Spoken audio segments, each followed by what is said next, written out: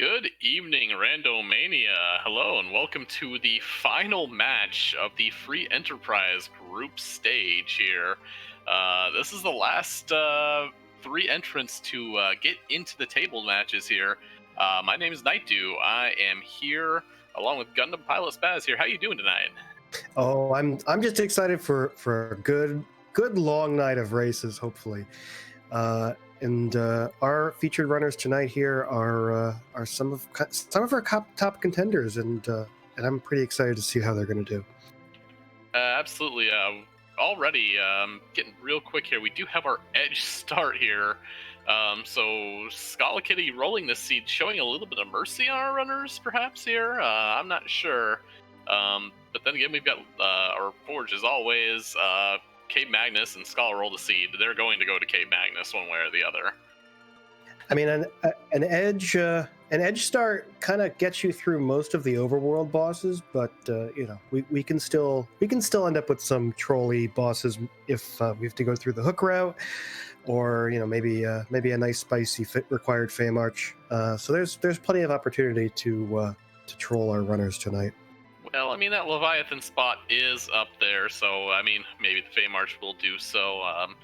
Maybe just a little bit of history here, but other than that here, possibly the Moon Haunted once more. Nothing up there on the moon unless we have some giant key item chains.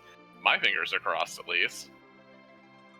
Yeah, I always love to see our runners go to the moon. On these flags for this group stage of the Threemus Zone tournament, the moon has not been as prevalent as we typically see it. I think because those kind of overworld checks are a little more weighted than the moon checks. But hopefully we get to see those.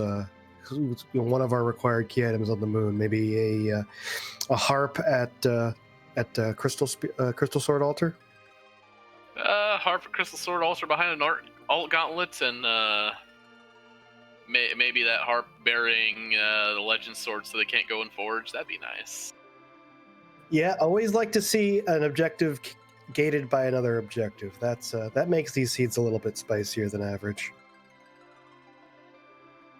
We should be heading out in just a moment here. Again, edge starts. I like it. I might be I might be running immediately to the Baron Inn here. Edge gets met by Young, got some leg coming in and granting them a hook. Oh, so that is our underground access immediately. However, the Magma key could still be out there. Magma key being the easier access to our underground dungeons.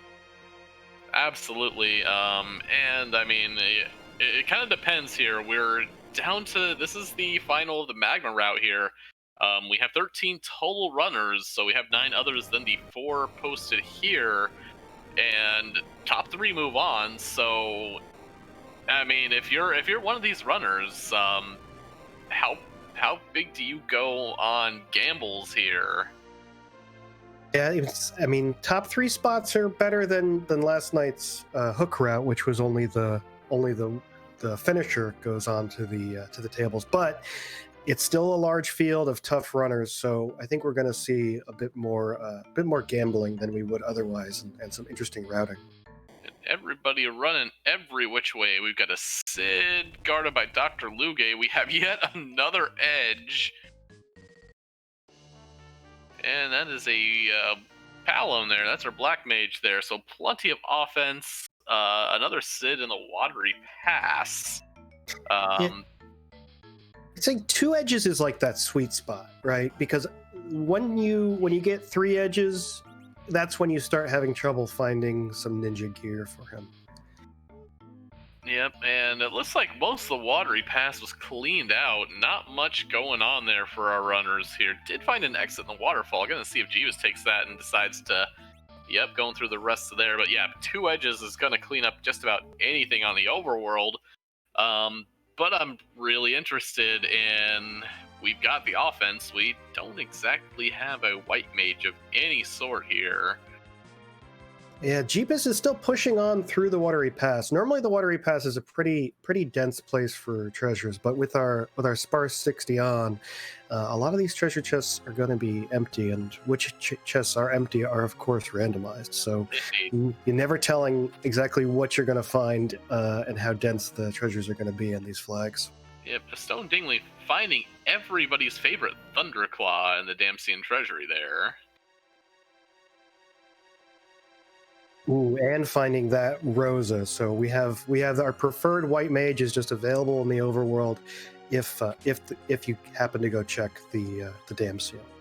I mean, with it being a hook seed, I don't see why not, honestly. You're probably going to have to grab that hovercraft to begin with.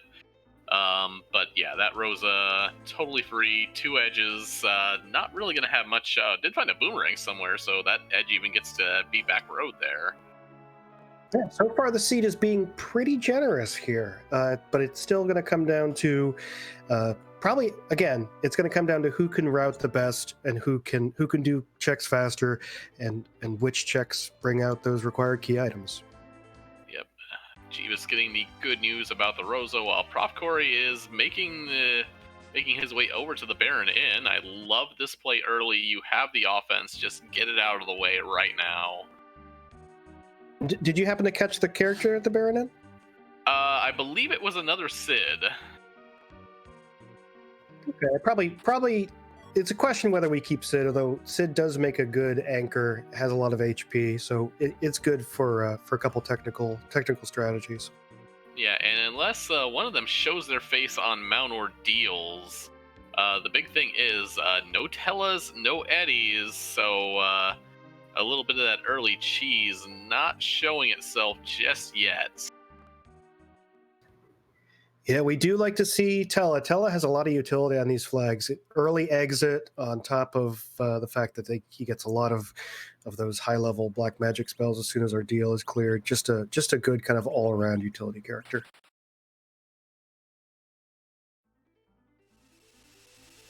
Beermer are the first to dismiss Yang, and given this party, probably given everybody who's available, probably who I would have dismissed as well there.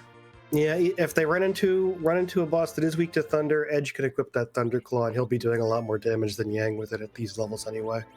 Oh my, and that's an immediate Earth Crystal out of the Baron Inn. So anybody who wanted to play everybody's favorite game of Rate That Treasury, especially with 2 edges in the party, I'm sure Prof Corey is probably going to be beelining that very soon.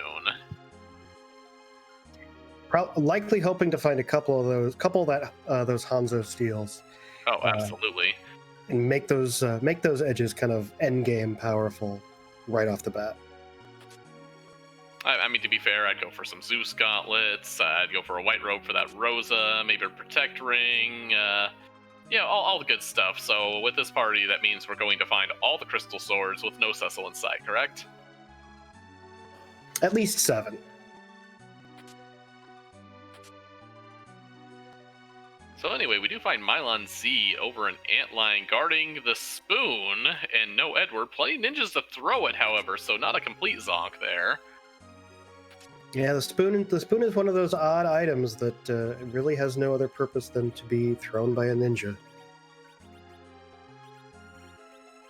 Prof Corey also giving us a check into the mini treasury. Does get a mute dagger out of there, a weapon I love to see, especially with edges there. Find a nasty Asura, Baron Guards, other mage weak things to hit there. Edge will do even more of his reliably absurd damage. But here we are. Already both Stardust Rod. Boys next, Full Moon, White Shirt, Rune Ring. Not bad, but no ninja swords. Yeah, kind of a weak. I mean, some good items in there, but not the overwhelming power that we were hoping to see. Yeah, I mean, overwhelming power in Palom's hands, at least that Stardust Rod. Great defensive options for Rosa with that white shirt, and even something for Sid with that poison axe. Although, to be fair, axes are for selling, unless it's a rune axe or an ogre axe. Yeah, definitely on a hook route, we do like to see the ogre axe to get that through that mad ogre chest a little faster. Absolutely there. So we're gonna see the Fabul defense here. I'd like the idea. Got an antlion there. I do like the idea of cleaning out some specific checks here on the overworld, just because if you dive that hook immediately and then run into, somebody found a Magma on Ordeals or something like that, you're still probably behind unless that hook rat was free. Although that hook rat does have a lot of boxes that might be relevant. Yeah, pretty dense treasures on the way to the hook, and if you want to dive into the cave emblem there's a couple trap chests there that could yield one of those legendary ninja swords. But overall, I'll give that treasury a solid 6 out of 10 for everything that was on it. I mean, I'd be pretty happy for it. I'm always happy to find a white shirt, always happy to find a Stardust rod, especially early games when you can just cast Stardust whenever you want, take out some bosses, Calbrinas or the guards. It's got a lot of power. Meanwhile, we did have a tower key coming out of the Fabul defense, so that actually is one of our required items. That is our lead over to the super cannon. So, I mean, technically, they do have 2 objectives already in possibility, although one of them is the Leviathan spot. So, yeah, I mean, all of our objectives are gated, of course, by key items, but just because you get the key item doesn't mean that that's immediately available to you. You still have to get through that boss at the Leviathan spot, and depending on who that is, it could be, you could have to get your party to end game levels to even have a chance against them. I did miss that second full moon over an antlion, while also being a good way to back row your edges.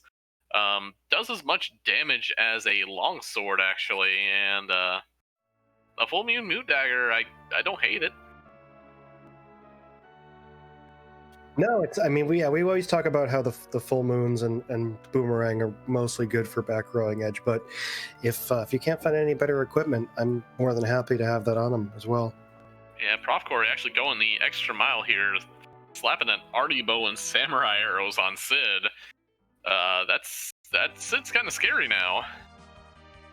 Yeah, Archer Sid is something you don't always see, especially when you have a Rosa in your party. But he can wield a bow pretty as well as he can wield a hammer, I would say. Maybe even better, honestly, just based on accuracy usually here. But we do have everybody kind of retracing everybody's steps, and if you're a runner right now, your choices are basically down to everything we know. Do you march up Mount Ordeals, even though you do not have a Cecil or a Tella, the 2 who really get mileage out of Mount Ordeals, or do you just dive that hook immediately? Yeah, all the overworld key item checks are always in the back of my mind when I skip them, because especially with the 13 runners total, right? So if it has a value there and someone else does it, they have that information, you don't, and all the overworld checks are pretty easy. But on the other side, our objective is underground, so getting that underground access as quick as possible is super important. Yeah, and I actually kind of have to believe that based on all the party members that we've seen, unless there is, like I said, a Tella up on Ordeals, that there really isn't much incentive to head that way unless you think one of the key items is buried there. No, it's a long 3 bosses, a long cutscene for 1 key item at this point, and no other benefits other than maybe a couple chests up there and 1 unknown character. It's not the optimal move. Yeah, we just got a bunch of shop checks here coming in. Do see black belts, good for the young, good for the Sid. Prof Corey doesn't like any of it and takes a reset out of the Kaipo check there. I don't think we saw a bed check, did we? Don't think we saw a bed check, no. But with the characters we've seen so far, I don't think any of our runners are going to be seeking out any additional characters. Maybe except for that Tella, but until we confirm that well, you know what? There are sirens in the seed because we have edge, so Tella becomes less important with those facts. True, we do have the ability to steal sirens off of, and Beardner actually gonna take the one check I didn't see, is marching up the Tower of Zod as we speak here. It is another long, unpleasant check to do. It's probably my least favorite check because of how long the climb is. Plus you have cutscene. Plus you have 2 bosses. It's a long check, but if it has the value, this might be a big brain play from Beer Nerd. It might have the value in that, and especially like I said, 2 characters, and with Tella being such a boon here, it's I'm not mad at the check here, especially if it pays off. This is a gamble, to be completely sure, but it's not a huge one, all things considered. Yeah, but we are guaranteed to get exit on Rosa, and an exit's going to help us save a bunch of time in some dungeons later on, like Feymarch, if they have to get out of the lunar subterranean after the Magnus check. So that'll save some time, probably, to make up for climbing Zod, even if there's no value up here. Oh my, that, however, is a Valvolus standing a little further forward than she usually is. Things I do not want to see in my way at any point. The Scala spiciness is coming out a little bit as we progress through the seed. It's just not at the start. It's hidden a little bit beneath the surface. And actually, with Rosa landing that slow, I cannot remember here if this is one of the spots where you can actually hit Valvolus with magic here. I don't believe so, but there's only a handful. I would be very tempted to dart that spoon, and that is exactly what Beer Nerd is doing, saying, we don't like this fight, let's just unload that spoon right now.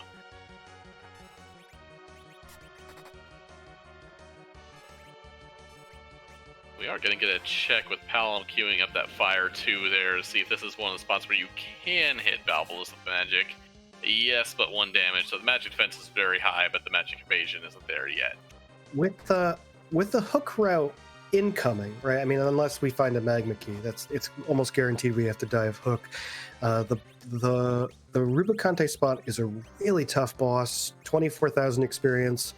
I'm gonna want that spoon if there's a rude boss there, and so I don't know if Beer Nerd using that here is the smartest move. I mean, to be fair, Valvolus is one of the bosses I would definitely hope to throw it at here. The party is fairly solid, so I'm not as bad, or at least I'm not thinking nearly as bad at throwing that. Does queue up another throw, but there down goes Valvolus. And especially if you find something up here, the time you saved by darting that spoon there is Jeebus is going to mirror that play. Yeah, also does get us 9,000 experience isn't bad on the overworld either.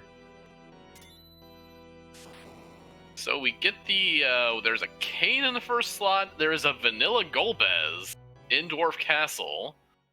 A little bit of vanilla in Tower of Zod today. Well, technically Dwarf Castle, right? And we've got both the Stone Dingley and Prof. Corey both heading to Cave Eblin. And the first chest is another Stardust Rod. Porum, the second character up in the Tower of Zot, so not the old man people were hoping for. No, I don't see Beer Nerd taking either of these characters. He, is, again, the characters we found so far are pretty good. I only probably replace we have Archer Sid.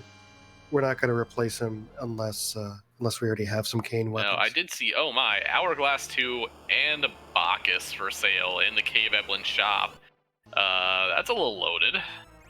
Yeah, Cave Eblin shop is the most weighted. Ooh, boy, we have a Wyvern.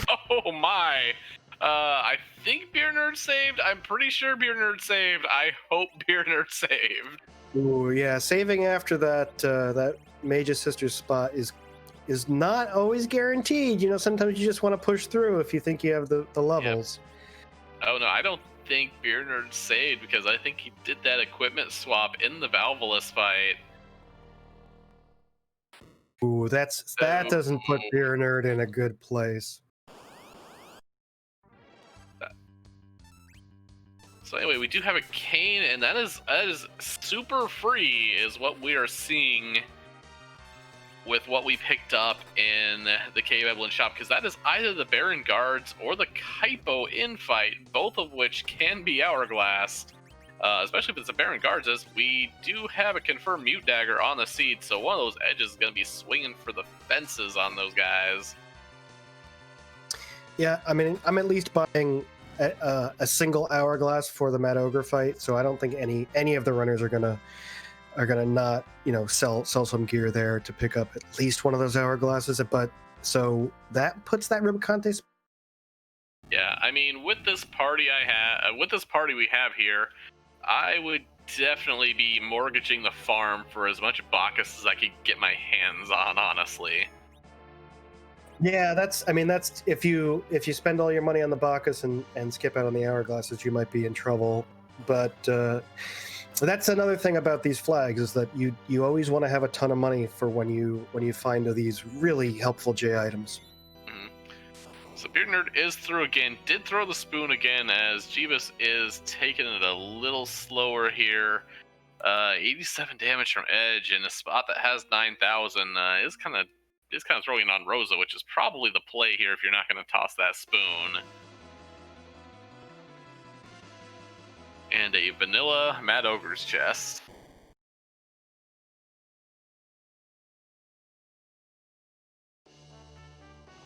So with Prof. Corey and a Stone Dingley diving underground, both Jeebus and Beer Nerd hoping to find some value up in Zot. I mean, I guess a Harper part of the Excalibur gets them a little further, but I don't know. We already have the tower key.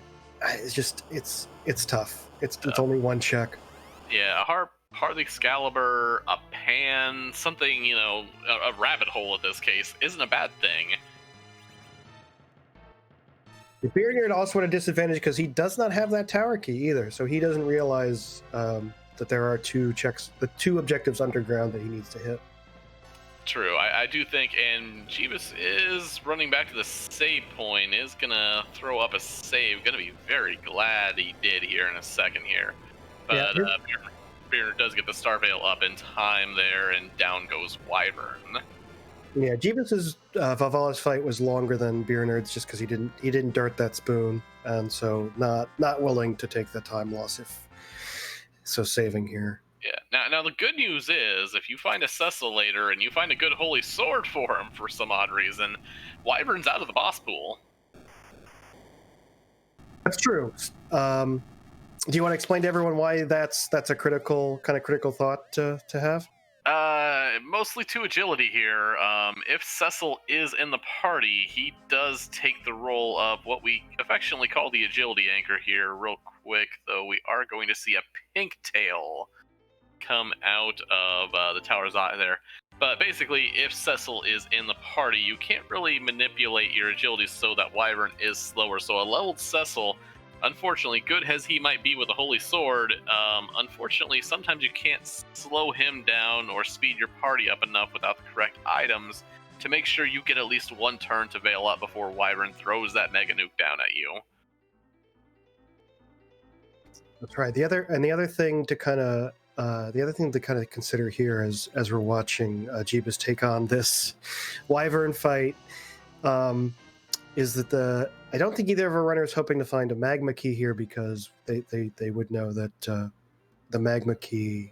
Although actually, maybe you can shed some light on this, because the only route underground cannot be gated by a Wyvern and a Valvalis. But if we already have the hook, I guess the Magma key could be gated by the Valvalis and the Wyvern.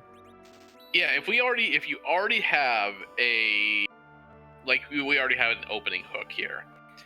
If we already have that, then yes, the Magma Key could be behind one of those restricted bosses. Now, the fact that we know that Wyvern was up on the Tower of Zot, that Golbez is in his vanilla spot, and Valvalis was on the Tower of Zot, all those are gone, and I think that was just a curse ring Beer Nerd picked up at Yes, it was. Yes, it was. Meanwhile, our King Queen Evelyn slot is a couple of D-Lunars. That's not a terrible place to find them, honestly. Yeah, D-Lunar's one of the bosses that you hate to find in a high HP spot. You don't want this fight to last too long. With two ninjas, they're both of these runners I assume are just going to throw flame a couple times and be through them pretty quickly. Yeah, gonna take a little bit here. Is gonna throw that Stardust with Sid as well. I believe 6,000 hit points at this spot, so each dragon should have about 3,000, 230. Where am I going with that? But anyway, yeah, even with the fire doing percentage damage there, one flame and a focused fire 2 from Palom should just do the trick on both of them here. Yeah, you do not want to fight them directly. The fight command does trigger the most hated of scripts, the virus scripts, and even on like the simple overworld spots, virus does nearly 1,000 damage to nearly every character. Yeah, it is one of those places actually where you kind of like the Cecil play there, as a fully loaded Cecil will casually 99.99 them. Bearder also actually checking. I didn't see anybody else checking the Cave Eblin weapon shop. Those were ninja swords. Those are ninja swords. Ninja swords are just insanely expensive, like 660,000, something like that. 66,000 gold, I believe here. Meanwhile, yeah, but worth it for what they do there. Anyway, we do have Kaipo guards in the ruby slot. Exceptionally free, honestly. Yeah, with those hourglasses, this is pretty much a nothing fight. It'll take a little time, and we'll be able to get some life glitches off to get a bunch of extra experience and really be in good shape going underground. Yeah. Now, one thing I feel kind of here to mention is that every one of our runners faded Mount Ordeals. We don't know what's up there still. Yeah, if that is the twin harp, then one of our off-screen runners decides to check it, then our featured runners here could be in some trouble, because that is of course one of the objectives, and someone out there could be in go mode right now. Yeah, it's a tenuous go mode. Like somebody said, I mean, you did say we do have access to sirens just due to the fact that two edges exist in the seed here. So, I mean, with ninja swords, with all that, I mean, the grind is available already. So yeah, just go mode at this point, and especially Bacchus to carry you through that Zeromus fight. The runners have almost everything they need to make it work already.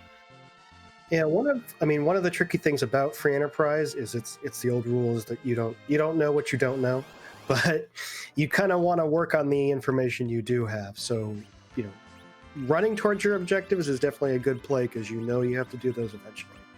Yeah, I think a Stone Dingley just fired off a heal just to see if it would cure the stop from the Hourglass 2 on the officer. Unfortunately, that is not the case. It's going to have to chew through all that hit point, though. It looks like with two Berserk Ninjas, that's not going to be too long here. Yeah, I mean, the only thing that would probably make this faster would be if the hourglasses and coffins were in the Eblin's shop. Then this would be almost over immediately. Well, I mean, kind of over immediately. I mean, we've had some good stuff, but to be completely frank, money has been an issue here. These runners don't have that much of it here, so their purchases are kind of a little... Jeebus did sell the white shirt. Okay, Jeebus has a little bit of money then. Yeah, Jeebus selling the white shirt. Jeebus is kind of one of his unique beliefs is that mage gear does not count, and proven that here. Yep, a Stone Dingley, first of our featured runners here to make it to the underground, does show us Pain Man at the top of Lower Battle.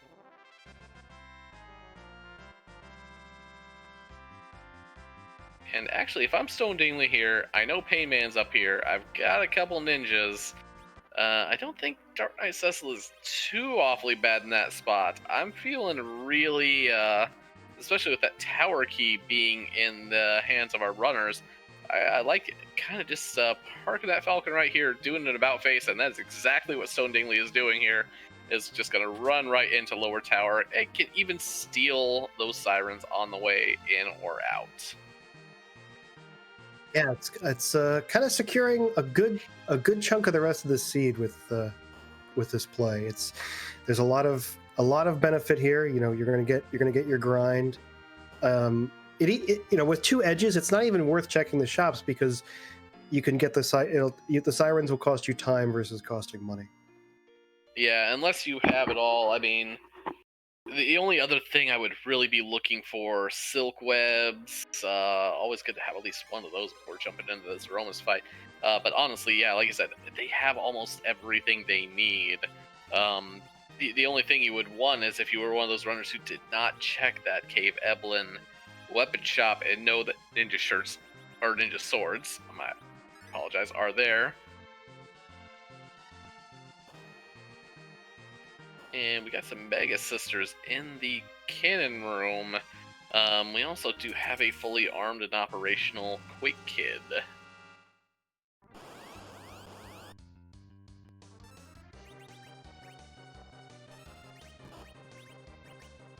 And actually, Corey is running up to the top here. Does only have Cure 2. Might just have to throw some potions. I don't remember exactly how much Dark Knight Cecil does at that position, though I don't think it's that much.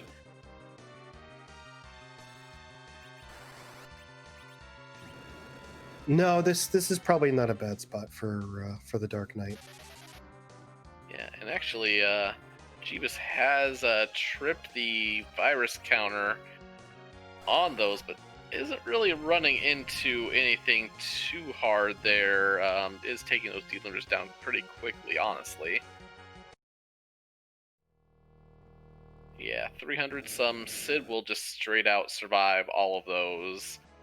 Both edges might, depending on the rolls, might just want to sit back and make sure you toss Palom. Definitely, actually, Palom right now probably wants that. As if we're looking for key items, they probably does get 2 life potions off. But with the warp glitch at Dwarf Castle on, especially with Golbez there, I'm not sure how quickly I want to check it, honestly. Although, actually, Corey may not have that information. But you do want your Palom to at least have warp there for that glitch, because there have been no other sources of the warp spell yet. Yeah, neither Prof. Corey or Stone Dingley are going to have the information that the Golbez is at that dwarf castle. So it really, it'll be interesting to see how that alters that information alters the routing of our runners. I mean, Asuka, by money printer, you mean that lightsaber, right? I mean, I thought it was just something to be thrown, honestly, to be completely fair.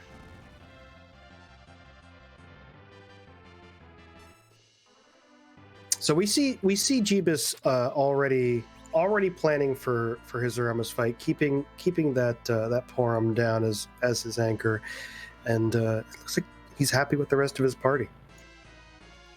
It's an interesting play, honestly, just because I've seen 2 Stardust rods in this, and some of the other runners getting definitely getting a little froggy with that Quake spell there. The time you save there, it's kind of hard, especially knowing that there are curse rings in the seed. I get it, but I'm wondering if Quake might save more time. Yeah, no, definitely. Especially, we have the Major Sisters coming up. That's a battle that's easier with Quake. We have plenty of fights coming up that are going to be preferable with Quake. Yep. So only a matter of time before Jeebus finishes off this fight. Beer Nerd is through. And honestly, if you're in a seat like this, especially if you went to the Tower of Zod, you're underground at 31 minutes. You're feeling pretty good about yourself, honestly. 31 minutes to get through the hook route is a pretty good time. I mean, I would say probably average for a good runner would probably be around 40. So I think all of our featured runners are well ahead of the curve. Yeah, now knowing that you had 2 edges and a fairly free fight might bring that estimate down a little bit, but anyway, we're checking our tower key. It's just a white spear. Everybody threw their cane away, so hey, look, another money printer, right? Yeah, we're gonna have plenty of money to pick up some of those good J items, but more importantly, the Prof. Corey and Stone Dingley both have that third objective completed, are that much closer to Zeromus. Yep, and we see Bernard immediately heading to the Fey March here, gonna get eyes on what exactly is in that Leviathan spot here. Did miss the chest, actually. So that he picked up in the free key item check in Feymarch, picked up that darkness crystal. So our access to Zeromus is now secured. Yep. Speaking of things I want Quake for, that's Baiken in the Leviathan spot. That's nowhere near free. That's especially rude, honestly. Yeah. Yeah, and well, you do want Quake for him, but it also maybe Jeebus's strategy of going with all physical fighters might benefit, because once you throw a single spell at Baiken, he does throw up that wall. Yeah, I don't know. The Quake is definitely the preferred method, of course. It looks like Prof. Corey, I didn't see a bunch of stealing going on. Might just actually be taking one of these fights just to see what's inside the box here.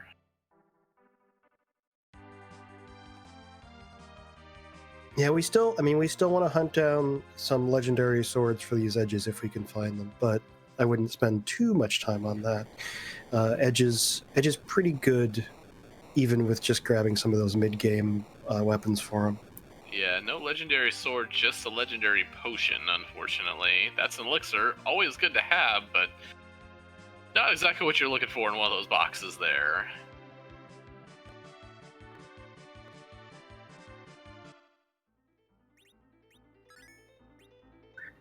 Looks like Beer Nerd heading to Fabul. He's going to get the good news that he has a tower key.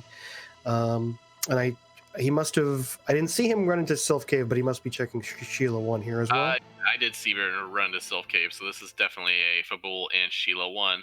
Now, however, Dingley is taking the freer fight over here, and I must have missed Prof. Corey stealing sirens, because there's an egg, so here comes some XP.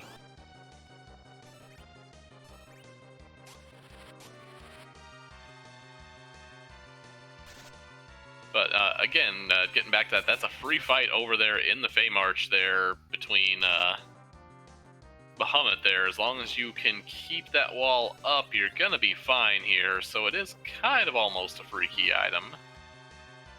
Yeah, I believe Bahamut in either spot, probably, if you're just relying on Reflect, will take 3 nukes to kill. But it looks like a Stone Dingley is doing a little extra damage to make the fight a little bit quicker. The wall does run out, so this is probably the smarter move. Yeah, absolutely here. Is Prof. Corey doing eggs for warp? That's one of the reasons I do eggs, honestly. If that Palom is cashing in on tier 3 spells, though, that Palom definitely already has warp.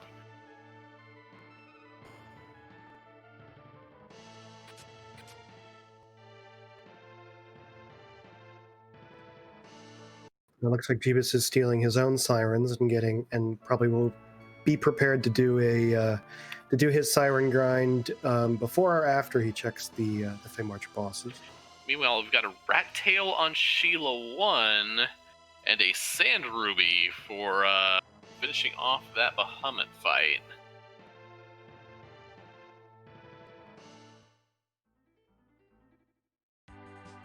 I'm really interested to see how Jeebus approaches the Fey March bosses, because the Baigen is going to be really rude. And I didn't see him steal that many sirens either, so interesting. Yeah, it might be enough just to... Yeah, I definitely want a Siren Grind before I head to the Fey March, if I think I can take that boss there. Again, Baigen is one of the far ruder bosses you can have there, just with the 3 parts, hitting like a truck, and like you said, one spell and the wall comes up, though Quake will kind of laugh at that a little bit. Just a Luca key off of the Rat Tail there. Well, that does bring Beer Nerd to 8 key items, closer to our magic 10 key item threshold. And with him not having, still with a grind ahead of him, that's a good sign. And apparently there was a Masamune in apparently the build trap chest fight that we missed here. So one good sword at least.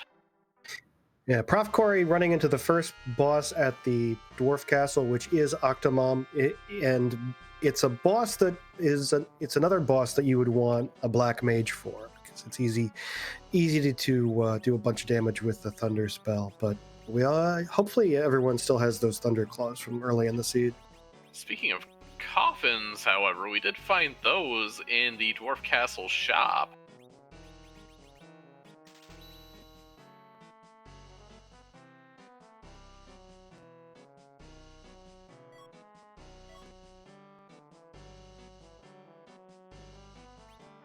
Corey getting the bad news about, hi, that's Golbez. Another Rosa, so still no Tella to be found here. Unless one was on Ordeals. Yeah, I'm a little surprised no one even peeked that character on Ordeals, just to see. Yeah, I've seen it happen a lot in this tournament here, where people just run off to there. And Prof. Corey does apparently have, that might actually be something that does block paralysis, at least on Rosa, so hoping she doesn't get insta-killed here. Though, to be fair, this is the original Golbez spot. Is magic attack here, it's a little lacking, to be completely frank. Yeah, definitely one of the preferred places you'd want to see a high magic or a boss that throws a lot of spells like Golbez is. But Golbez is rude no matter where he hangs out. Not very rude here, because he left both edges alive. So also Beer Nerd finding a Zeus gauntlet in the lower floor of in the first floor lower Babel there. So that's nice. Yeah, I'd love to see it.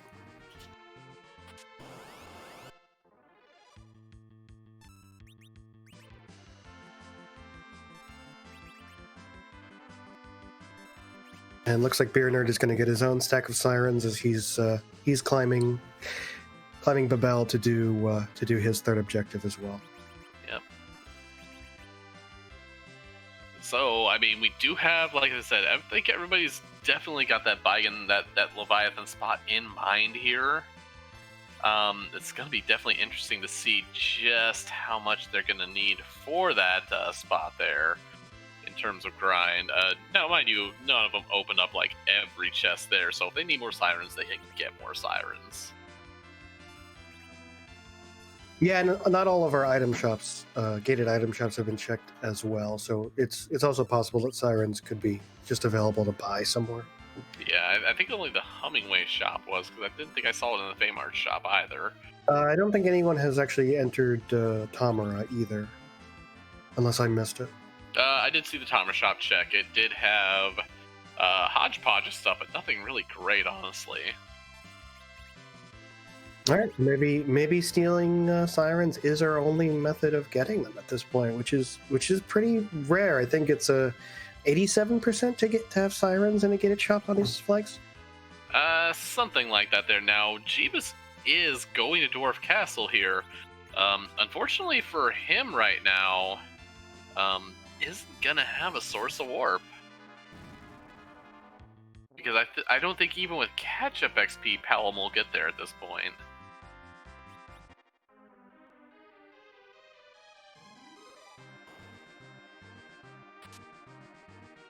Was Jeebus keeping Palom down, or is that the Porum from Zot? That's Palom's definitely, and actually Palom is upwardly mobile. However, and never mind, it's completely inconsequential, as Micro Chorus points out, because King Giat has the Twin Harp, and at the very least, we are a Baigan at Leviathan from Go mode here. How damaged do you think Luca's neck is from wearing that Twin Harp around? I mean, I'd be more afraid. I mean, Luca's pretty strong. Let's get that out of the way here. I'd be more afraid of, just like walking down some stairs, turning her head, swinging into another dwarf or something there.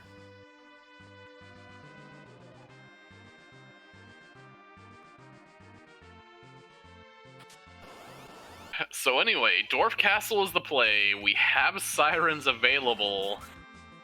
And Jeebus not knowing that Darkness Crystal is in a free location yet, though, so he may still be worried about that warp spell. True, does need moon access here. But again, that Palom is upright, and at 620 HP may have to survive this fight.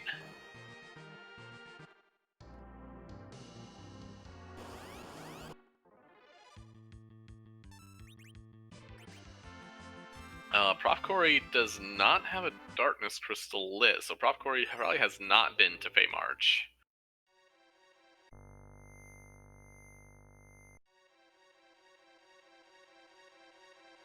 It's been a while since we've had to keep up with Forerunners, honestly.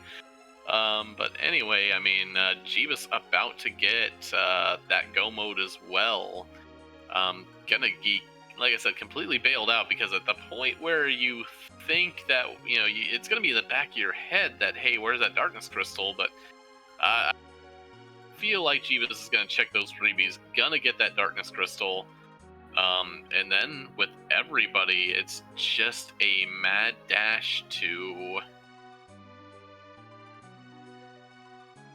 finish up the seed here. And Prof. Corey gonna show us here what's in front of us here at the Twin Harp location. Actually, I'm gonna shut up for just a little bit. We're gonna have music here, so...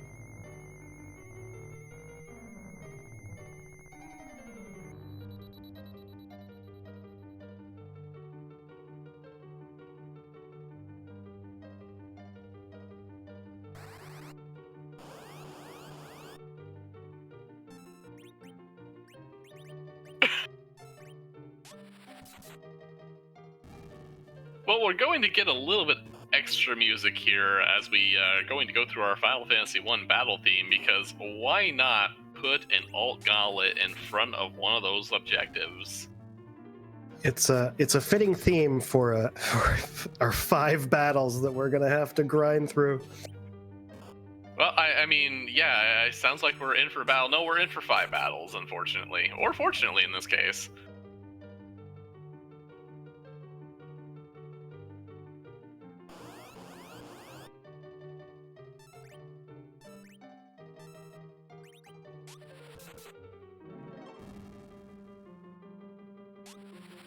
Now, I do believe that with the alt gauntlet, their magic defense does not carry over, so you can actually let loose with, you know, all your good magic.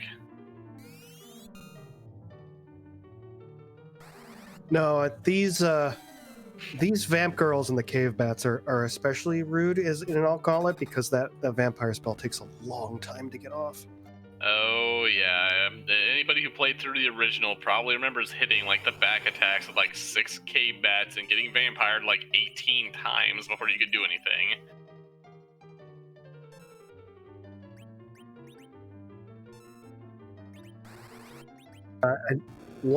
So now, well, Jeebus has Palom up. We'll have the Quake spell before encountering this gauntlet, so at least there's that for him. Yeah, does have the curse ring, and not really gonna be in too bad of. I mean, you still have Sid there, so you have a great source of anchoring right there, even with how many levels you get him, because I believe it's what, you can get him to like almost 2,500 hit points and just with the curse string still put him down to. Yeah, I think even at level 50, Sid's agility is only like 22, 23. So with the curse string, he's going to make a fine anchor. Yep.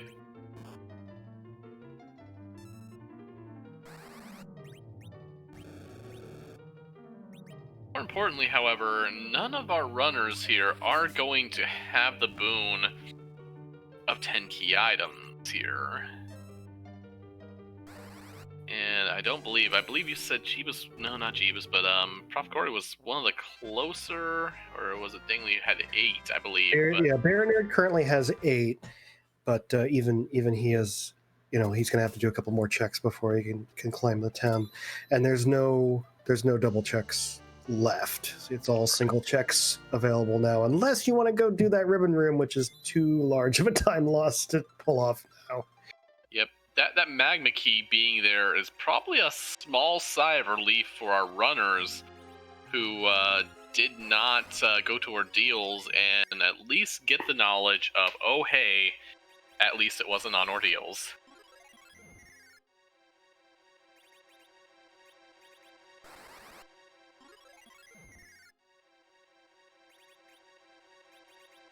Yeah, ordeals completely absent of required key items at this point, and the moon is haunted. As it always is. I'm sad too. I suppose the 2 pieces of the Excalibur could be up there, but I don't think that's the optimal route that you're going to take through this. No, not at all. The moon is haunted, and actually we see Jeebus put some illusions up top, gonna be taking a swing at this Baigan fight here. Not surprised he's going to try it, but we'll see how far he can get. Throwing up those illusions, which is a great move. Those edges are now going to be invulnerable to physical attacks, but the vampires are still going to be able to affect them. Yeah, unfortunately, that Rosa was not immune to those physical attacks either, and with Sid also going down, that's just rough, honestly. At least one of those edges is going to be berserked because of the Bacchus wines that he had in reserve, and he's going to start swinging away. Hopefully, once the Quake takes out the arms, that all that damage will wind up in Baigan proper. Yeah, it is blinking back up here. It did not queue up a Quake. Went through an illusion, which Palom does have one more charge up here. Does have blinks on the party here, but the whole thing with Baigan is definitely, as much as you can, just taking out those arms and just trying to limit Baigan's offense, and down goes Palom, unfortunately.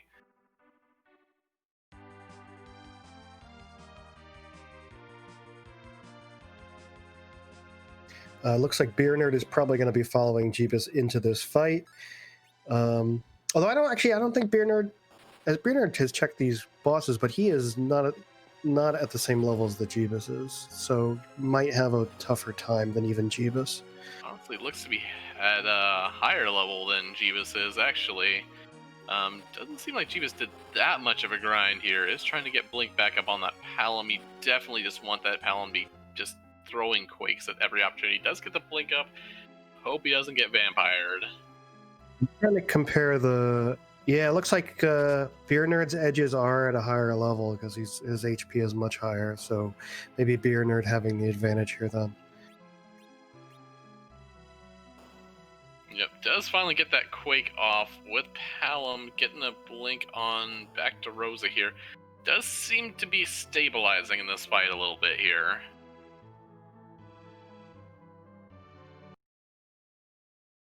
Keeping those arms down as much as possible is going to be key to getting through it as fast as possible. And Jeebus right now in a good position.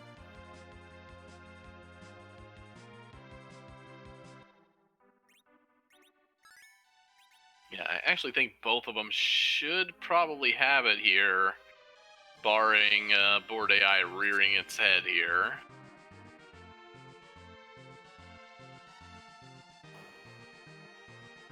Looks like Stone Dingley is doing some shopping. Oh no, he's summoning the whale.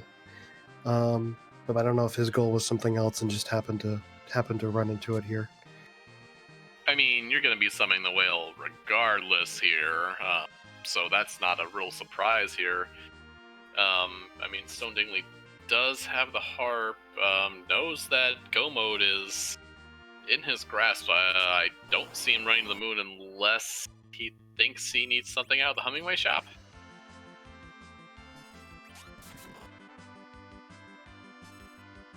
Meanwhile, Jeebus is through, gets a life staff. Great piece of tech to have for your Rosa for the Zeromus fight.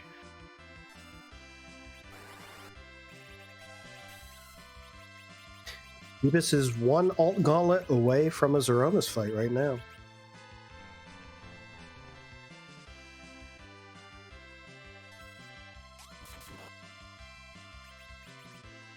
So this is actually shaping up because Birner doesn't actually have, does have the higher level party here.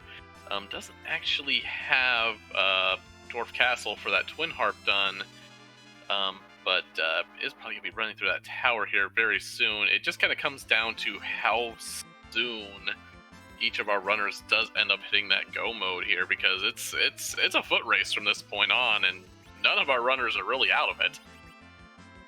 No, certainly not. Jeebus is now a little bit ahead on objective-wise. Well, actually, no. Him and Prof. Corey are at the same time, but Prof. Corey is gonna. It's gonna take Prof. Corey longer to get the Baigan than it's gonna take Jeebus to get through the alt gauntlet, I would assume. So, and looks like Prof. Corey's still grabbing those sirens to do his grind. Yeah, at this point, there's just not much left to do. The only issue here is you're definitely to the point, unfortunately, where nobody's really going to get that 10 key item grind here. Stone Dingley going into Eblin Cave for more ninja swords here. My guess is that Jeebus, as you said, still a little bit underleveled, even Beer Nerd at this point, but probably will finish his grind on the moon, either summoning the Warlocks or the King Ryus. That'll give him a little bit more experience than the base egg grind will.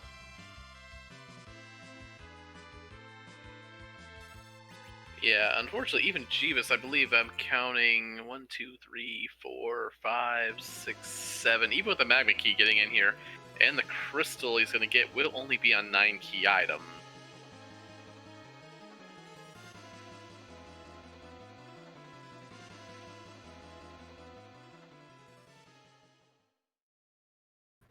But Jeebus hasn't done Sheila 1.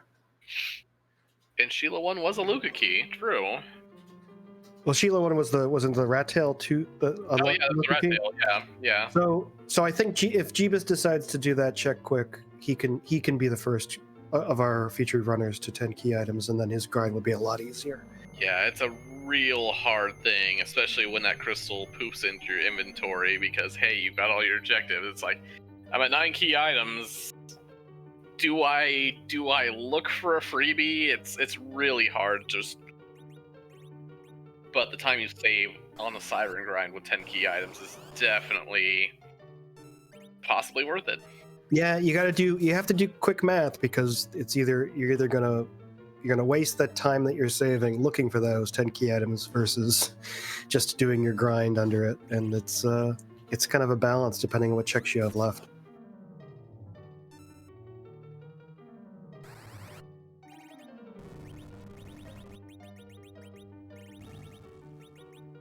Looks like a Stone Dingley having enough sirens, at least believing he has enough sirens. He's going to go commit to his grind, and then we'll see where he routes from there. Yep, is going to use the sirens because hey, why not? You used all that time getting them. Why not, right? Yeah, and then he'll get up to whatever levels he's comfortable with taking on that Baigan fight. Now, Beer Nerd is at 9 key items. Will get 10 off the Twin Harp, supposing he goes to Dwarf next, and that looks like exactly where he is going. Gonna get the use of that Twin Harp. Will have double XP for the grind at the very least. Yeah, with the knowledge of the Golbez, I'm sure being a little hesitant to run there, but it's still the densest check available, so it's still going to save time versus the single checks. Well, I mean, the densest check aside from a haunted moon, but you know. Fair.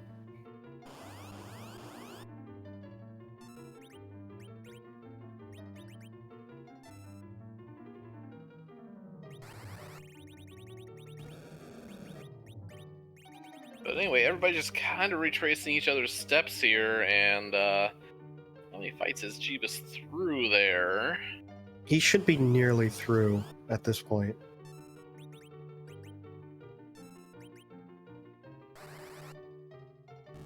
I believe actually this is the final encounter in this gauntlet. Yeah, I believe it is too. Look at all these monster sprites you usually don't see in a playthrough of Free Enterprise. That is the one fun thing about the alt gauntlet, is you do get to see a bunch of monsters that you normally wouldn't.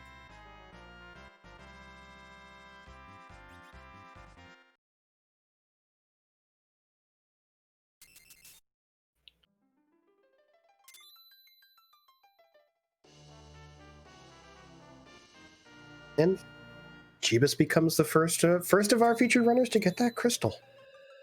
Got the little swirling crystal energy coming in right at 58 minutes here. 58 minutes, go mode, 9 key items. And I'm very interested to see what Jeebus does with this.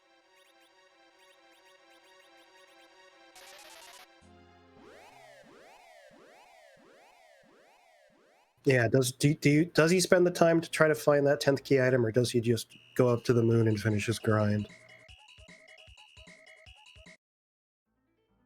Well, I mean, Warlocks could be a grind here with Sirens. I'm pretty sure they found Mute Bells. Does have a Mute Knife, but it's really hard to say not to just go for more eggs, honestly. Though, I guess to also be fair, you really don't. I know we have an Artemis bow, but did we have find the arrows to go with them? There was one pack of samurai arrows, but I believe our runners have been fairly free with them, have fired quite a few of them off. Jeebus is heading to Sheila 1, is going to get paid here. So he'll be able to really gain a bunch of time on everybody if getting 10 key items, no matter what grind he does, even if he's just going to scramble a couple eggs, he'll be in good shape. Yeah, now Prof. Corey has taken this grind pretty hardcore here. Those are maybe like a little bit short, but those are levels approaching Z ready right there. And his only piece of... he only has to go take down Baigen, and with this party, it's looking pretty good here. Yeah, Prof. Corey may just be saying that this is going to be his grind for Zeromus. He'll take down Baigen and then just run up to the moon. Now, Jeebus only does have 3 Sirens remaining, and with the party levels I saw, may not be enough to get completely Z ready unless you're going for a little bit of a lower level strat here. And to be completely fair, that might be the thing with only 3 runners advancing here. Yeah, and those edges do a lot of damage, but we haven't seen like the best weapons for them. So at the if he's going to get to the mid 40s with just maybe a ninja sword and a long sword or the full moon, those edges probably not going to be doing more than 2,200 to 3,000 damage a turn.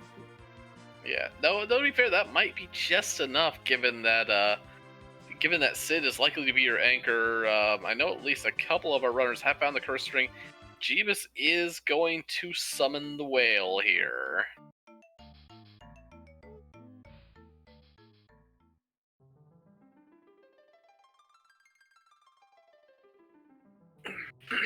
Now, again, one thing, and still looming over there, that all 4 of these runners have over potentially other runners here, not a one of them went to ordeals, and ordeals may have been a trap this time around.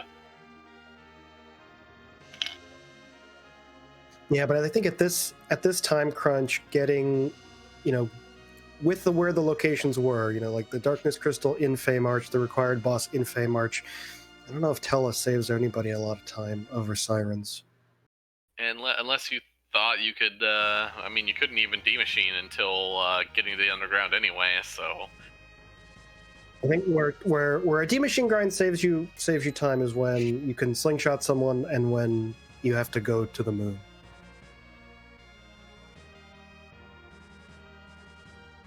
So anyway, Stone Dingley is picking up that Baigen fight for Go Mode. Prof Quarry right behind him. Beer Nerd is doing a 10 key item grind here. And we're about to see what kind of possible...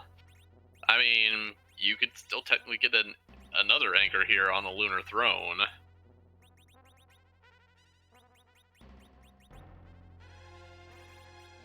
I am liking the play from Jeebus here. It's bold. It's you know, those levels are really scaring me, but he seems confident in this play. I think probably his best bet is just to do maybe the couple King Ryus, because those will be, with 10 key items, 180,000 experience. Yeah, I mean, doesn't have the best weapons for King Ryu's, unfortunately. May have to go with Warlocks, actually. Doesn't have a Source of Weak, doesn't have a Dragon Killers, actually. And on the Lunar Throne, we have a Bard.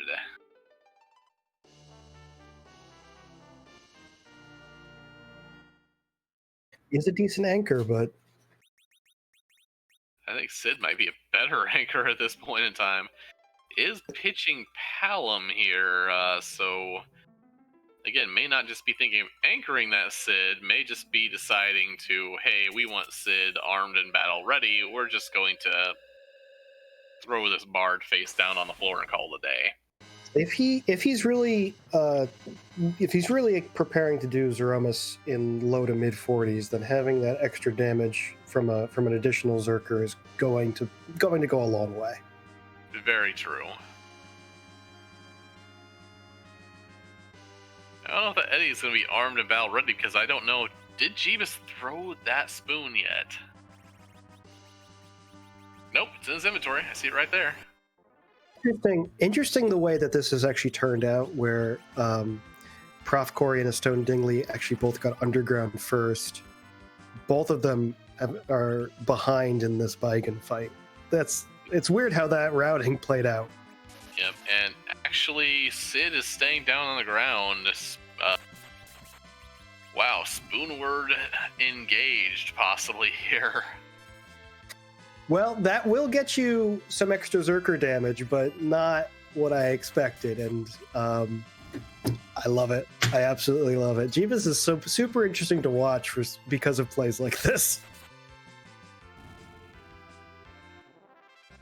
So the great thing here is it's 173,000 XP times 3. Eddie grabs a 35 levels, putting him to level 40, which does give him a little more staying power. Not a whole bunch, unfortunately. He takes a while to get those hit points really going.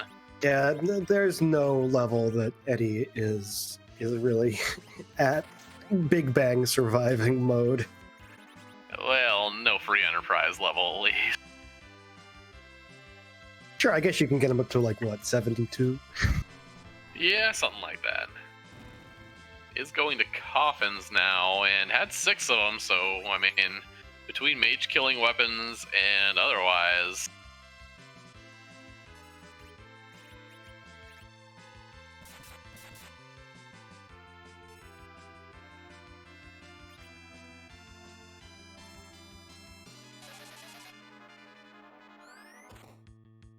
So I think maybe using probably the rest of his sirens here to do the warlocks, and then he's gonna run right to the Threemus fight.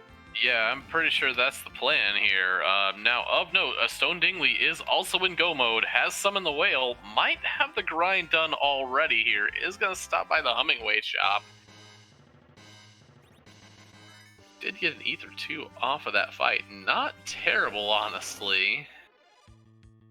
And those levels are definitely approaching ready here.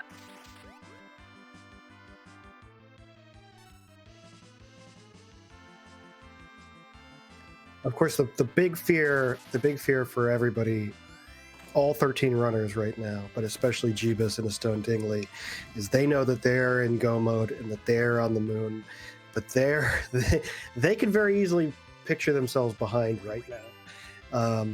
Everyone is scared. Only 3 runners will advance. It's a lot of pressure. Yeah, if I am a runner, I have my eyes on the screen here and be like, okay, when are these dot duns coming through?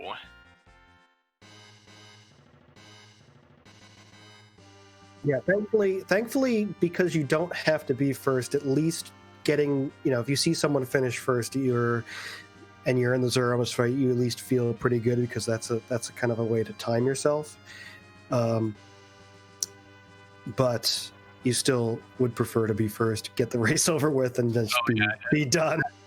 And knowing, especially like Ziva Zone 1, when you were in some of those races where you would get in there and it's just, when you would get to that fight, and even if you're not with the fight, the first dot done you see, it is like cold sweat.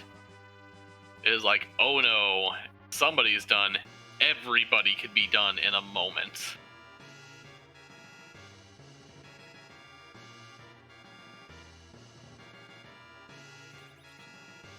So yeah, if I see that first dot done, I am like, oh no, oh no, oh no.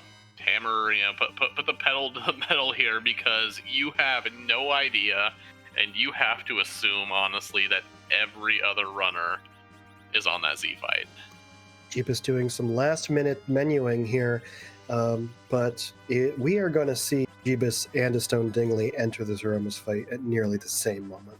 Yep, there comes the save. Prof. Corey is summoning the whale, and if I recall right, does have Zeromus ready levels, so is going to be right on their heels, while Beer Nerd is picking up the gauntlet fight for his go mode here. But we are going to be seeing some dueling Zeromuses here probably extremely soon.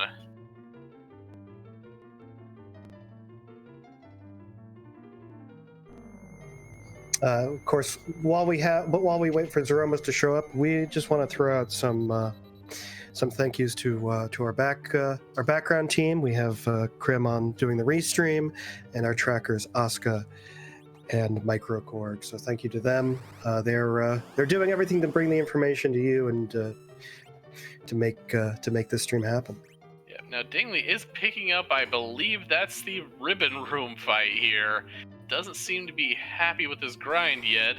Don't blame him here. However, that is a whole lot of a note right there staring him in the face. But I believe, didn't see these flags here until now. I believe we have a question that needs asking here very soon. You want to do the honors on this one?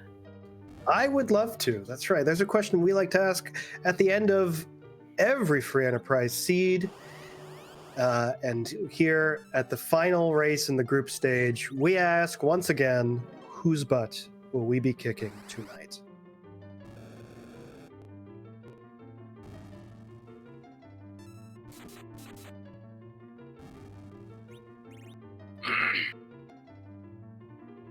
Out comes the crystal, and here we go.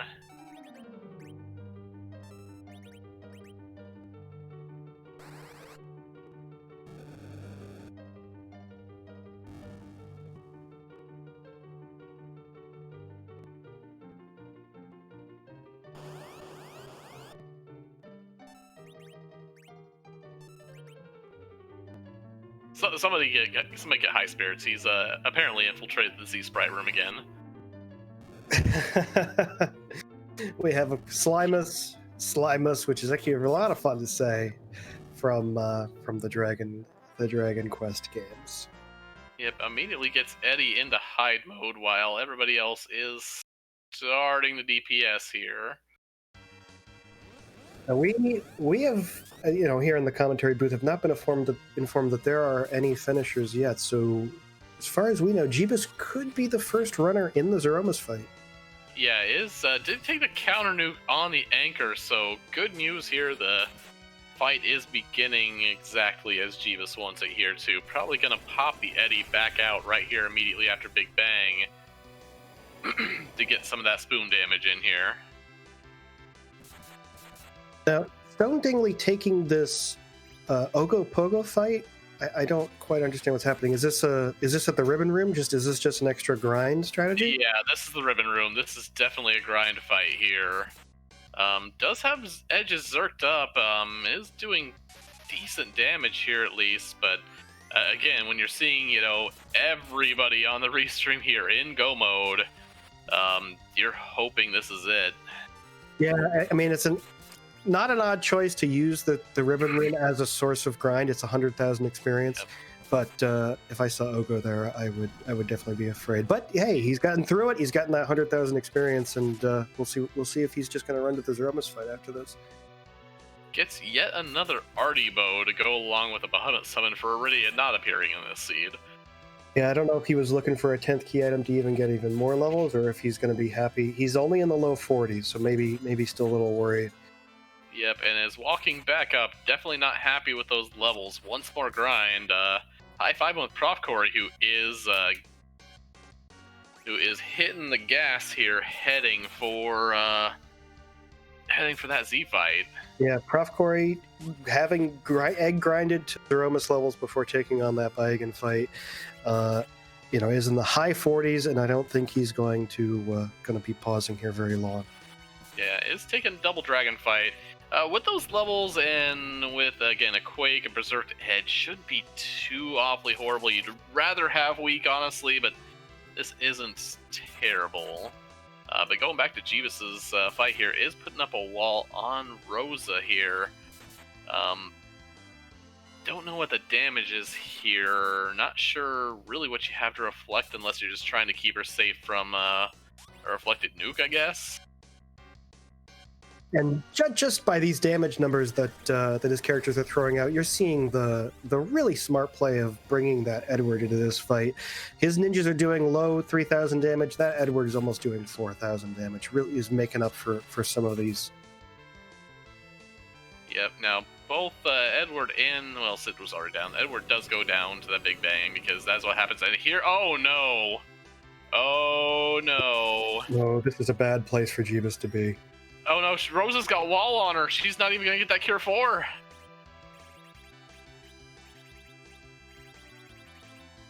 She's got an elixir, maybe? I mean, Jeebus sold the white shirt. I don't know what magic defense is on Rosa, so I don't know how successful. That didn't get dodged. Yeah, went to throw Vampire, maybe hoping to. I mean, you had wall up, so you were going to hopefully get a counter nuke on it as well, but that's at Meteo phase. That's the worst right there. Prof Corey also did take that Edward, bidding that Mage.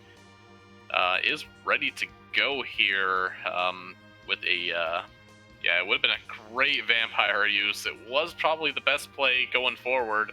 Unfortunately, Rosa could not dodge. The best party, the best setup, the Big Bang into Meteo is just going to devastate no matter who you are. Yep.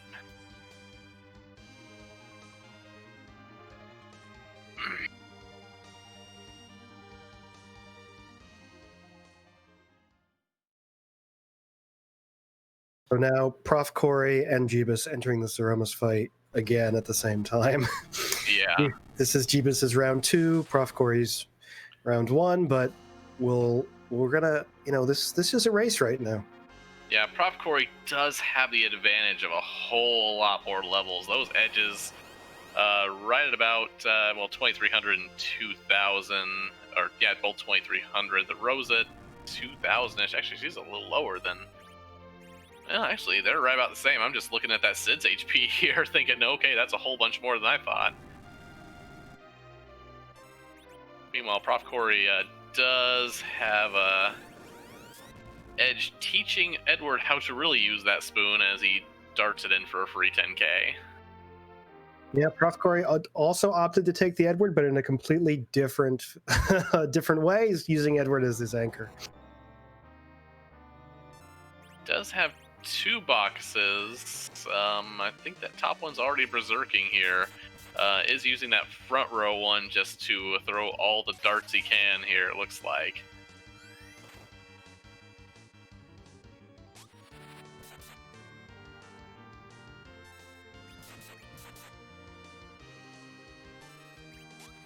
And it does look like Bar, probably hoping for, again, not sure if we have any other finishers here. Stone Dingley is also running for that Zeromus fight. Beer Nerd actually coming up hot on everybody's heels here. Yeah, we're just, Zeromus could do it again here, and yeah, it's going to be interesting here.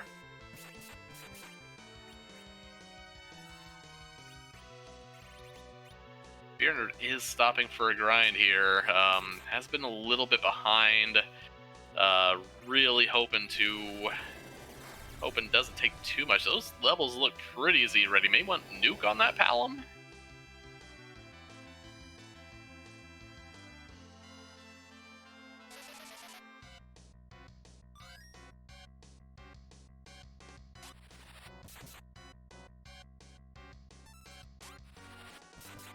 Unfortunately, Jeebus does have a ninja down already. A little faster, I'm guessing, than hoped here. Isn't going to get that same amount of damage in this C fight. Prof Corey is lifing up that Eddie. Hoping for... I'm not sure. Maybe get him hidden. Maybe just say, hey, my Edward was alive at the end of the seed. Edward alive at the end of a Zeromus fight is a bragging right, if there ever was one.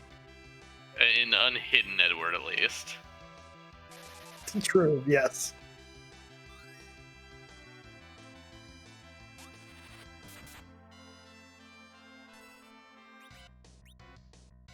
It does look like Jeebus may have been stabilizing a bit, but here comes another big bang. Was it nerfed? I don't believe it was. Oh my, that was a high roll too. That just wiped everybody. Oh no, Jeep is taking another reset here. Oh, that's heartbreaking for him. Yep. And now a Stone Dingley is in the Zeromus fight as well. It's wow. Yeah, Stone Dingley, having trouble with his grind, not getting that 10 key items as fast as everybody else, but is in a good position to even finish before Jeebus. This is pretty surprising, actually. Yeah, Propcore having no issue with the Zeromus fight. Big Bang has been kind. Everybody's got high hit points still. Even that Artie Boa Sid chipping in here, but there's a black hole, which means he probably just lost his arrow. And we are getting word that we do have our first place finisher as 3 of our runners enter the Zeromus fight. Roger McBain has finished with an official time of 1 hour, 19 minutes, and 37 seconds. GG, well done. I mean, judging from that time and what we see, how we see Prof. Corey finishing here, like... Oh yeah, we've got rocks. Someone is going to end up with a close 4th place and a broken heart. This is really tough. It really is, and you hate to see it, but again, congratulations to everybody who even made it this far. Yes, it's taken swings with bare fists there, unfortunately. Isn't going to matter too much. These edges should see the day through here real soon as Jeebus goes for round 3. Beer Nerds up for round 1. More Meteos come out from Zeromus. And Dingley's bouncing a virus, it looks like here.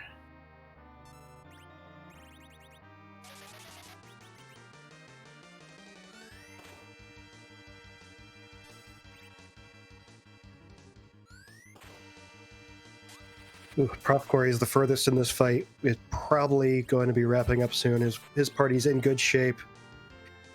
Stone Dingley probably won't be too far behind, but both Jeebus and Beer Nerd, of course, entering in the early stages still. Yeah, this rock space has lasted a while, but did get a black hole right into it, so there's no Zerkers, and I know Prof. Corey threw like everything and the kitchen sink at the beginning of the fight.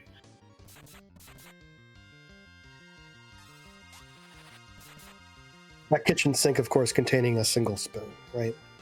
I mean, there was a lightsaber, there was other things, but there's Prof. Corey finishing with an official time of 1 hour, 21 minutes, and 37 seconds, and is our second place finisher. Prof. Corey will be advancing to the table phase. Congratulations to Prof. Corey, and a well-earned GG's to him. So now, here we go. 11 runners, 3 other in the Threemus fight. 1 spot to go.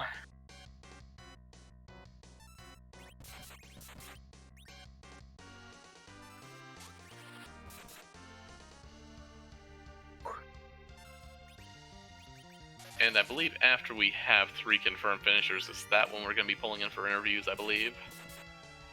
Yeah, I believe so. I mean, we have a Stone Dingley here is really close to finishing. Yeah. Also, I don't remember. I mean, we've been having one-on-one races, but I remember the last time I saw 4 simultaneous Threemus fights. This is pretty amazing. It doesn't happen often, but when it does, I mean, just seeing everybody there. Big bangs coming out on 2 streams here. Yeah, I just want to remind everyone that no matter who moves on to tables tonight, we had 13 racers tonight and 13 top-level players, and we've seen some exceptional free enterprise here tonight. Hallam tossing out a Quake there.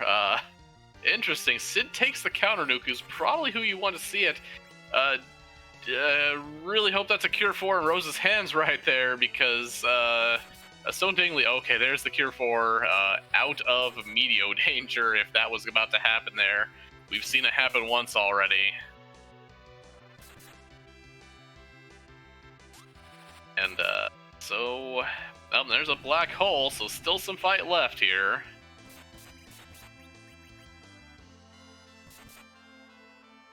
Part of me just wishes I had a hit point bar on all 3 of the Threemuses right now.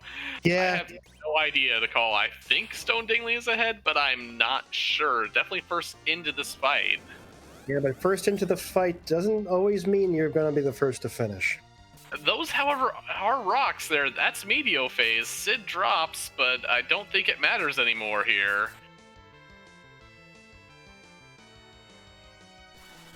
Edge is swinging for 4,000-ish there on a Berserk, and oh, there we go. There's the flash. Well, almost the flash, and there's the crumbling.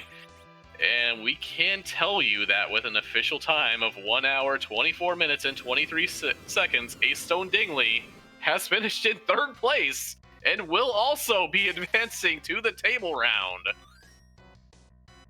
Right, and with that, we see rocks on Jeebus's side. Oh, that's you called it there. If this is the 4th place here, that's a heartbreaker knowing that Jeebus was there first. And rocks on Beer Nerd's side. Rocks on Beer Nerd, rocks on Jeebus. Wow. What an incredible race! Oh my god. I think we're just gonna have to bring all 4 of them in at the same time at this, because there's the flash. They're both going down. I believe it was Jeebus did finish in 4th with 125.17. 2 seconds later, Beer Nerd in 5th. GG's to all 4 of our runners here. It's this was a real nail biter. Wow, what a wonderful finish. Oh my god. So we will I don't know how let's see how we want to do this. I think maybe bring Prof. Corey in first and then everyone in. Yeah, I mean, it's either that we just bring them all in and let them talk for a little bit, because honestly, like I said, 4 out of the top 5 runners here. Wow. We are joined by Prof. Corey. Howdy. How you feeling? Oh, no. I mean, pretty good. But my heart's still pounding. I've got so many thoughts just running through my head, but mostly just happy.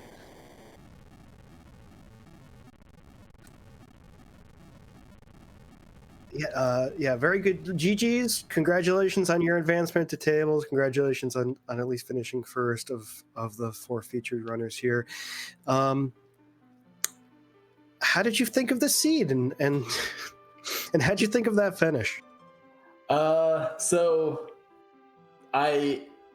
once I saw how it was playing out at the very start, I actually felt really good because a couple of the async races that runners have been practicing the last couple days were started out similarly of having like a powerful team with edges and SIDS and decent gear and being a hook route. And in both of those, I was like, you know what? I'm just going to focus on pedals to the metal. I'm going to go underground as fast as I can, like clear the 3 main spots on the overworld. Don't focus too much on overlooting or like doing too much character nonsense. Just if you got a good team, go. And that's exactly how this one played out too, where I got the edge and then the second edge. I'm like, okay, I'm just going to go do Baron In now. Seeing the Earth Crystal there made me feel really good because I was like, you know what? Probably not a lot of people did this. I'm probably going to get that good loot before most people. And it played out exactly the way I wanted to. I got underground, I think, at least, but by my standards, really, really fast. And if it was a 1v1 race, I would have been feeling really good the whole time. But the fact that I was against 12 other extremely good runners, I did not feel good at any point, despite mostly doing the right things. So we are actually joined by all 4 of our runners. GG to all of you. Stone Dingley, congratulations on advancing to tables. One thing I want to throw out just immediately is half of you decided to go Zot before diving the underground, and the other half decided just go right for that hook route. Jeebus, can you just tell me why you decided to run up to Zot instead of diving the hook first? I wanted to exit on Rosa. That's pretty much it. I didn't see any other white mages until that Porum at Zot, ironically enough. And I had no other sources of exit aside from one exit I found in the waterfall in the Watery Pass that I immediately burned trying to loot that area.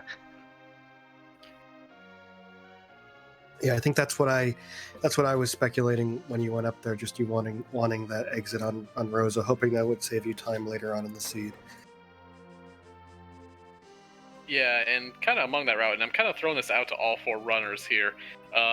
Everybody did, with the exception of Jeebus, actually went to, it kind of had different timings to their egg grind there.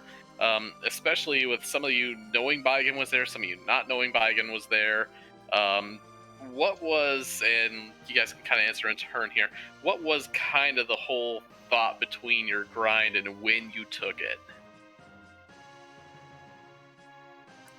I guess I can start. I did that like very tiny grind on my way out of the tower where I just stole a couple eggs to make sure that I had warp to go do Dwarf Castle, and then ironically beating the Searcher gave me warp and it rendered it totally unnecessary. But then I did the main one once I was in go mode. I was like, okay, let's run down, let's see what the item is at Feymarch, let's see who's there, and if I need to grind to beat that boss. And then, once I went down and found the darkness and realized that was it, that was go mode. And the once I saw that it was Vigan, which was definitely not fun at low levels, that's when I was like, okay, time to grind all the way up to Z levels. Like, might as well. No point stalling. Just get super strong, beat Vigan, and go.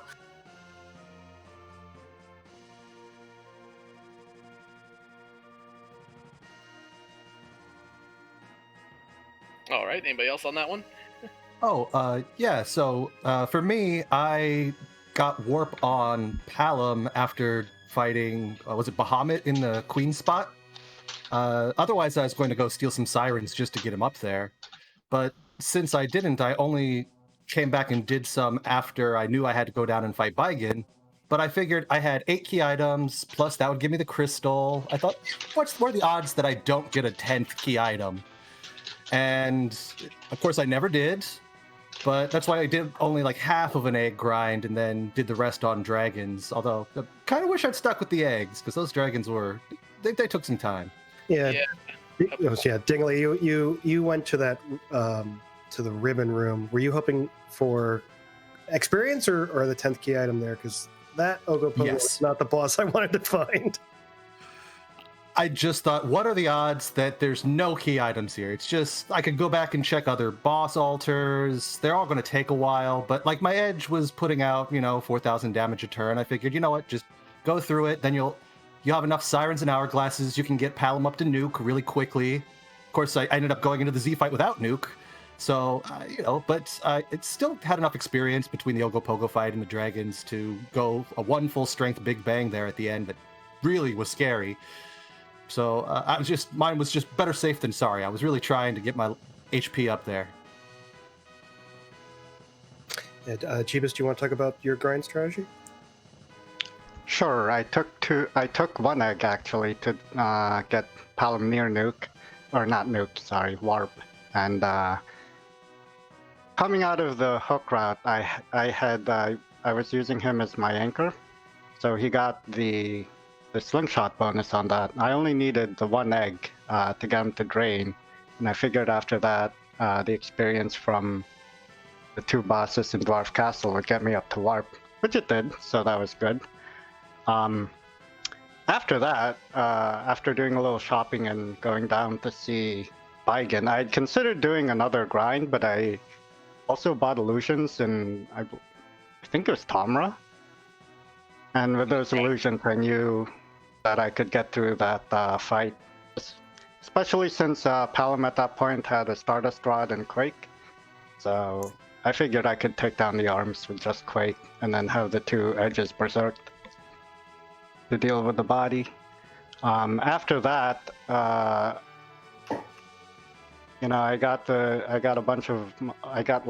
had all of my required stuff by then, and I was at 9 key items before going to the moon, and I decided to check Sheila 1 just in case, and that got me a 10th. So at that point I decided I didn't really need to steal more sirens, so I could just do a warlock grind and try to go to Z.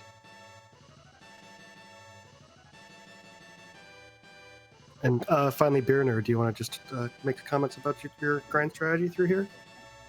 It sounds kind of similar to what I did. I stole some sirens and got enough levels to go and complete Baigen. And I think coming out of Dwarf Castle is why I got 10 key items after that, and I just kind of finished up the grind on Earth almost. I ended up buying a siren or two on the moon and doing one warlock fight up there to get Palom and Rosa to their final spells.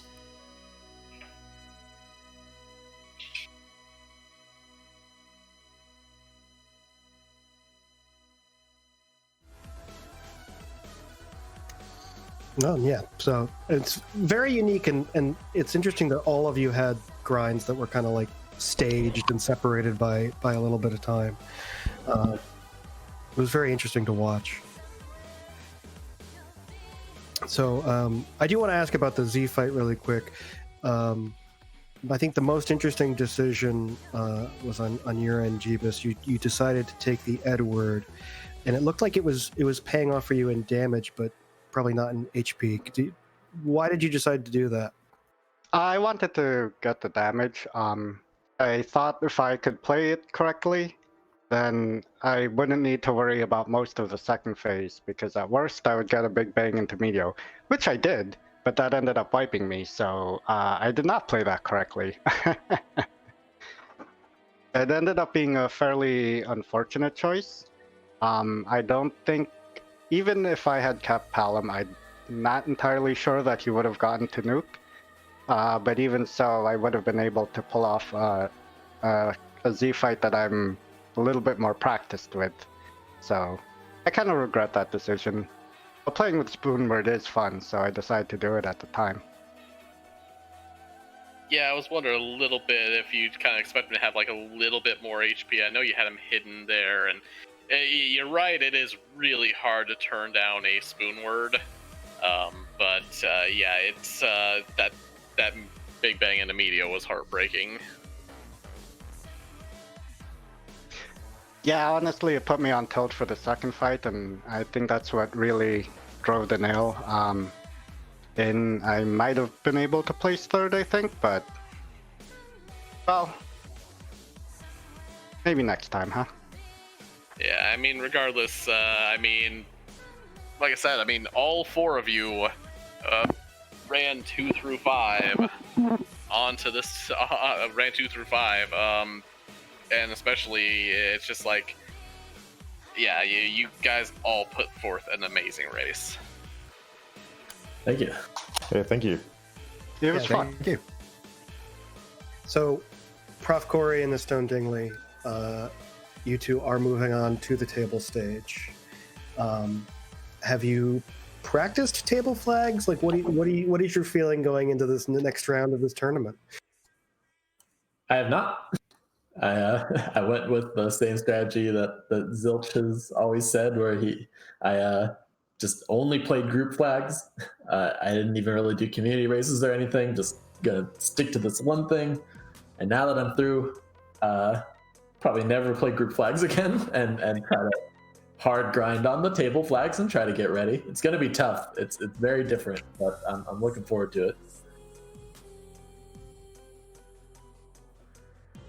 Yeah, I'm a little bit in the same boat. I did a couple table asyncs early on, but then once I realized how difficult it was going to be to just make it through the group stages, I just sort of focused on running those as much as I could. And similarly, I'm looking forward to just doing something a little different.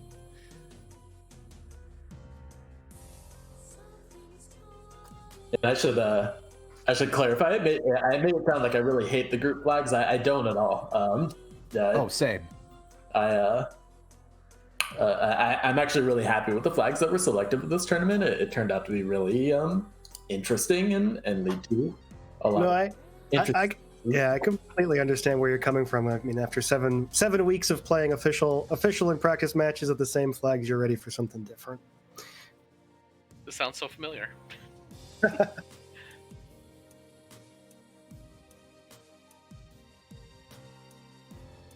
And I'm very glad to be moving on. It kills a couple demons for me, where like the small one was, I guess, big specifically for this race. But, like, for a long time in all the async races, especially early on, I was just painfully average. Like, like it tells you that score, that your Z score, how far you are from the average, and every single time it was just like 0.02, like the most average you could possibly be. And I guess being consistent is nice, but I was like, I gotta I gotta get better. So being able to get at the top of a race with this many people was important to me. And then also just a football gauntlet back earlier this year. I felt like I got really close to moving on, but I just didn't quite get there. Like maybe if I just played some different people, I could have made it, or if I was just a little bit better. So the fact that I've kind of improved, I made it to that next stage, feels really good too. Yeah, no, definitely. And you know what? You say you're average, but making it the tables definitely puts you in a special class. That's more than a third of the overall field that you've already beaten. So, GG's. I think finally that Beer Nerd and Jeebus, this is your final interview as a runners, unfortunately. Do you have any final comments about the tournament and how you've done so far? Yeah, I'd really like to thank everybody for putting it on. This has been just an incredible amount of fun. I really enjoyed it, and there's a lot of people who worked really hard on it. And want to thank, I've got some friends watching, and my brothers also watched the race. I'd like to thank them for supporting me and watching this. It's been a lot of fun, and that makes it even more fun for me.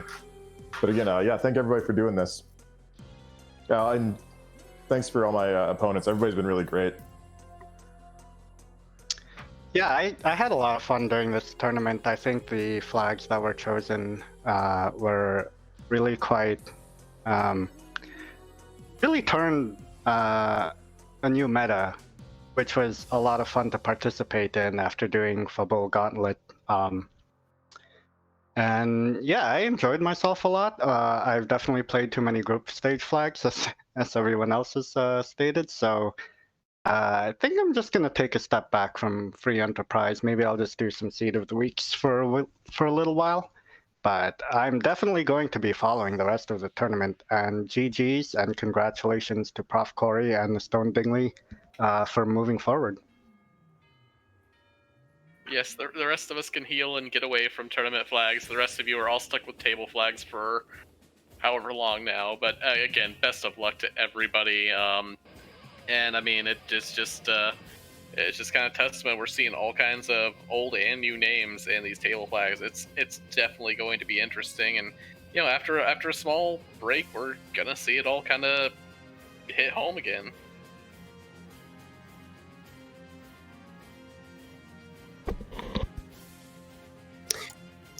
Yeah, so I think that brings us to the end of this race. Definitely one to go down in the history as an exciting one. In a tournament full of exciting races, this was certainly one of the ones I think will be remembered. We were 2 seconds away from our third ever straight up tie on a Zema zone. That's wild.